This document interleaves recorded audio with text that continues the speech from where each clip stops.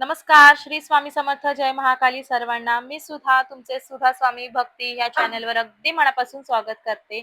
आशा करते सर्व स्वामींच्या सेवेमध्ये रममाण आहात, सगळे अगदी स्वस्त मस्त आहात आणि सर्वात महत्त्वाचं म्हणजे अगदी सर्व 100% पॉझिटिव्ह आहात. तर आजच्या व्हिडिओमध्ये आपण अशा काही सवयी पाहणार आहोत. त्या सवयीमुळे आपण आपल्या स्वतःच्या आयुष्यामध्ये दारिद्र्य घेऊन येतो आणि त्याच्यानंतर आपण आपल्या नशिबावरती त्याचे सर्व खापर फोडत असतो. खरे पाहायला गेलो तर आपण आपल्या काही सवयी बदलल्या तर आपल्या आयुष्यामधून दारिद्र्य हे पूर्णपणे आणि कायमचे हे नष्ट होणार आहे. बघा, आपण आपल्या पाहण्यात देखील आलेले आहे. आपले जे म्हणजे आपले आई वडील असतील, आपल्या अगोदर आपल्या आई वडिलांच्या अगोदर त्यांचे आई वडील आहेत, म्हणजे आपले आजोबा, आजी, अगदी जे जुने माणसं आपल्या घरातील आहेत, ते आपल्याला नेहमी टोकत असायचे. अगदी आपल्या घरातली जी वयोवृद्ध, वयस्कर माणसं होती, ती आपल्याला नेहमी हटकायचे, की असे करू नको, तसे करू नको. अगदी ती जाणकार होती म्हणून ते आपल्याला हे सल्ले देत असायचे. आपण एखादं काम करत असताना, एखादी कुठली आपली सवय असेल, तर ते आपल्याला टोकायचे. एखादं काम करत असताना ते म्हणायचे, की "हे आता करू नको, हे तेव्हा कर, हे असंच कर, ते तसंच कर." ह्याच्या मागे देखील काहीतरी शास्त्र नक्कीच आहे.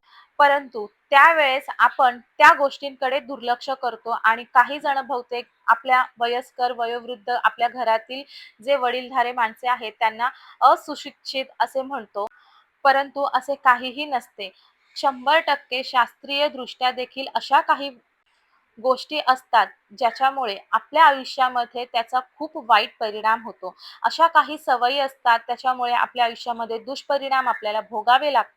कारण आपल्या त्या सवयी आहेत, त्याच्यामुळे आपल्या घरामध्ये नकारात्मकता वाढते आणि आपल्या घरामध्ये, आपल्या घरातील प्रत्येक व्यक्तीकडे ते दारिद्र्य आकर्षित करत असते.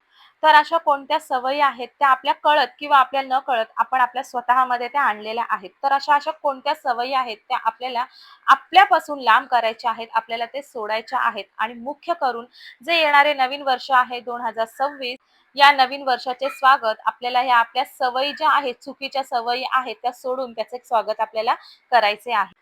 तर अशा कुठल्या सवयी आहेत त्या मी तुम्हाला ह्या व्हिडिओमध्ये शेअर करणार आहे, म्हणून व्हिडिओ अगदी शेवटपर्यंत पहा.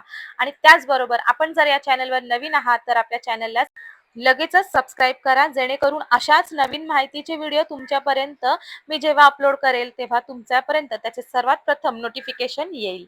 तर बघा, आपल्याला कुठल्या अशा सवयी आहेत त्या 2026 मध्ये तर आपल्याला सोडायच्याच आहेत. तर सर्वात महत्त्वाची सवय म्हणजे घाणेरडी सवय आहे, तर ती म्हणजे कोणत्याही वेळेस नखे कापण्याची सवय. बघा, आपण जर आपल्या घरामध्ये जर वयस्कर माणसं असतील, वयोवृद्ध असतील, आजी-आजोबा असतील किंवा इतर कुणी वयस्कर आपल्या घरामध्ये आलेले असेल आणि आपण सायंकाळच्या वेळेस जर नखं कापत असू, तर ते नक्कीच आपल्याला टोकतात. तर का टोकतात? तर बघा, ह्याच्या पाठी शास्त्रीय कारण देखील आहे.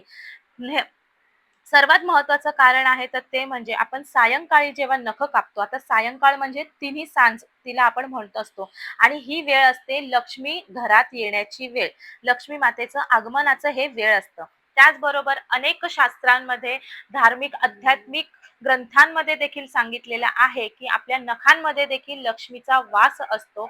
म्हणून आपण आपल्या लक्ष्मीलाच त्या ठिकाणी बसून कापत आहोत. लक्ष्मी येण्याचे मार्ग आपण आपल्या हातानेच कापत आहोत, असं ह्या ठिकाणी मानलं जातं. म्हणून आपण कधीही सायंकाळच्या वेळेस आपण आपल्या घरामध्ये बसून आपल्या लहान मुलाची असू दे, मोठे मुलं असतील, आपण स्वतः असू, आपल्या घरातील पुरुष मंडळी असतील, अगदी कुणीही असेल, तर त्यांनी सायंकाळच्या वेळेस अजिबात नखे कापायची नाही.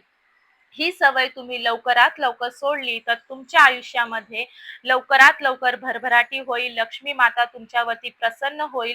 या उलट तुम्ही ही सवय तशीच ठेवली तर तुमच्या आयुष्यामध्ये कधीच लक्ष्मी माता प्रसन्न होणार नाही. तुमच्या घरामध्ये सतत दरिद्री लागत राहणार आहे. दरिद्री लागल्यामुळे घरामध्ये कुठल्याही चांगलं शुभ कार्य घडत नाही, पॉझिटिव्हिटी राहत नाही, कोणत्याही पैशाला पैसा आपला टिकत नाही, कितीही मेहनत केलं तरी त्याचं यश आपल्याला मिळत नाही. म्हणून सर्वात महत्त्वाची जी सवय आहे तर ती म्हणजे सायंकाळच्या वेळेस घरामध्ये बसून नखे कापण्याची सवय ही सर्वांनी सोडायची आहे. दुसरी सवय आहे तर ती म्हणजे विशेष करून माझ्या ताईंना, महिलांनो, भगिनींनो, जर तुम्ही ऑफिस आता हे मान्य आहे, की अगदी आता हा जो म्हणजे बघा सध्याची परिस्थिती पाहता अगदी घरातील पुरुष मंडळी, स्त्रिया मंडळी म्हणजे जे नवरा-बायको आहेत ते दोघेही वर्किंग आहात.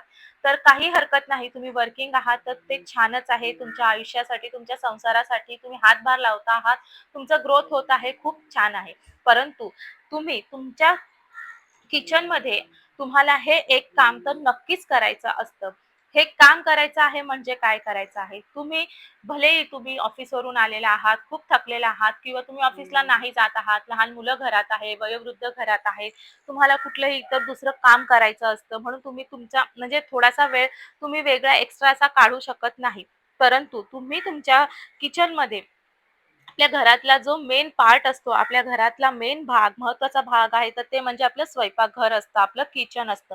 तर आपलं स्वयंपाकघर हे जेवढ्यात जास्त आपल्याला स्वच्छ ठेवणे शक्य होईल, तेवढं आपल्याला स्वच्छ ठेवायचे आहे. आणि त्यातही म्हणजे सर्वात महत्त्वाचं आहे, तर ती म्हणजे आपण रात्रीचे जेवण करतो आणि जेवण केल्याच्या नंतर आपण सगळा जो भांड्यांचा आपण खरकटी भांडी वगैरे असतात, ती तसंच आपल्या बेसिनमध्ये, सिंकमध्ये, आपल्या किचन ओट्यावरती ठेवतो आणि आपण रात्री झोपी जातो. परंतु तुम्ही कितीही थकलेला असाल ताईंनो, महिलांनो किंवा घरातील इतर पुरुष मंडळींना देखील हे सांगणे आहे दादांनो, तुम्ही देखील नक्कीच हातभार लावू शकता. कारण संसार हा दोघांचा असतो. फक्त महिला एकटी संसार करत नाही. तर अगदी घरातील प्रत्येक व्यक्तींना देखील आपल्या घराची जबाबदारी घेणे हे गरजेचेच असते. मग तर तुम्ही जरी म्हणजे बघा तुमच्या घरामध्ये जर महिला ही थकलेली आहे, ती ऑफिसवरून आलेली आहे, इतर काम करण्यामध्ये ती व्यस्त असेल किंवा तिचं लहान मूल आहे म्हणून ती इतर काम करण्यामध्ये तिला जास्त वेळ ती देऊ शकत नाही, तर नक्कीच तुम्ही तिला मदत करू शकता.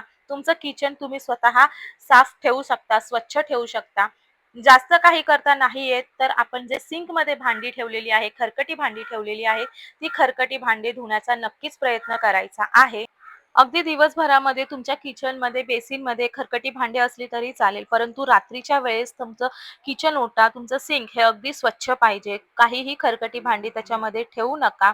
थोडासा उशीर झाला काही हरकत नाहीये, परंतु नक्कीच ही चांगली सवय आहे. ही नक्कीच तुम्ही तुमच्या अंगी नक्कीच लावू शकता.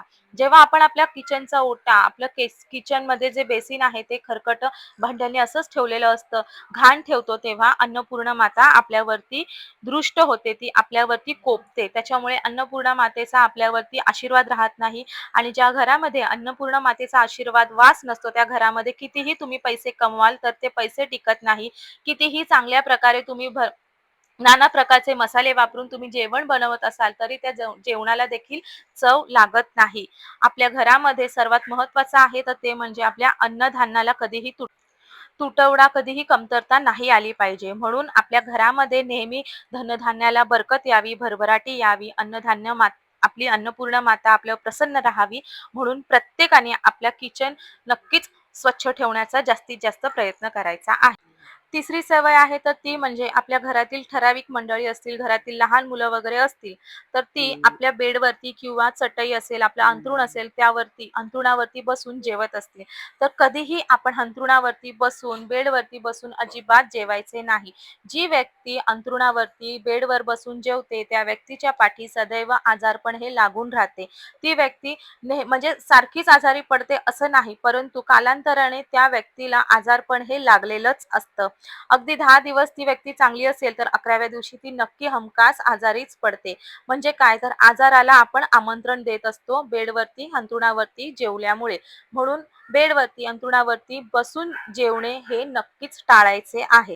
आता सर्वात महत्त्वाची सवय आहे, तर ती म्हणजे पुरुष मंडळी आणि महिला दोघांसाठी देखील मी सांगत आहे.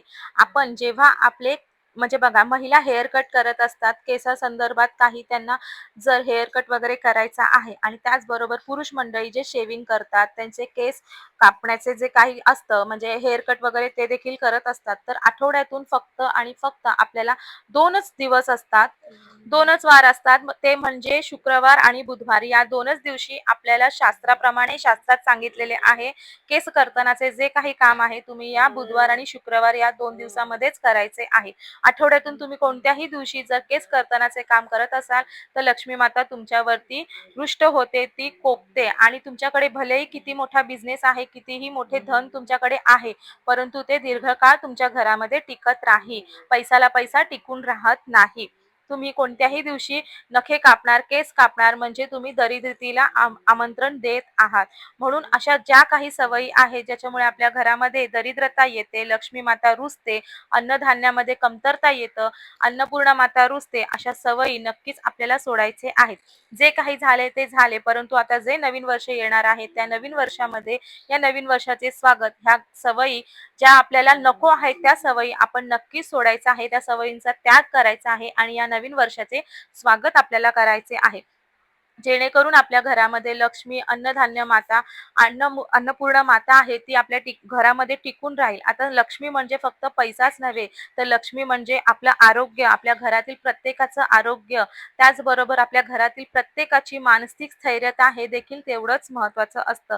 आपल्या घरामध्ये कधीही अन्नधान्याची कमतरता होऊ नये ह्याच्यासाठी देखील आपल्याला लक्ष्मी मातेचाच आशीर्वाद लागत असतो. म्हणून प्रत्येकाने लक्ष्मी माता कोपेल असे ह्या सवयी आहेत त्या सोडून द्याव्या. त्याचबरोबर आजची ही माहिती तुम्हाला कशी वाटली ही नक्की कमेंटमध्ये सांगा आणि यापुढे जी काही आपण तुमच्या बरोबर माहिती शेअर करणार आहोत त्याच्यासाठी नक्कीच आपल्या चॅनलला सबस्क्राईब करा. तर येणारं जे नवीन वर्ष आहे 2026 हे सर्वांसाठी अगदी छान, भरभराटीचे, सुखाचे, आरोग्यदायी जावो ही स्वामींच्या चरणी मी प्रार्थना करते आणि आपला व्हिडिओ ह्या ठिकाणी थांबवते. पुन्हा भेटूया अशाच एका नवीन व्हिडिओ सोबत. तोपर्यंत सर्वांना श्री स्वामी समर्थ आणि सर्वात महत्त्वाचं म्हणजे तुम्ही सर्वांनी अगदी 100% पॉझिटिव्ह राहा.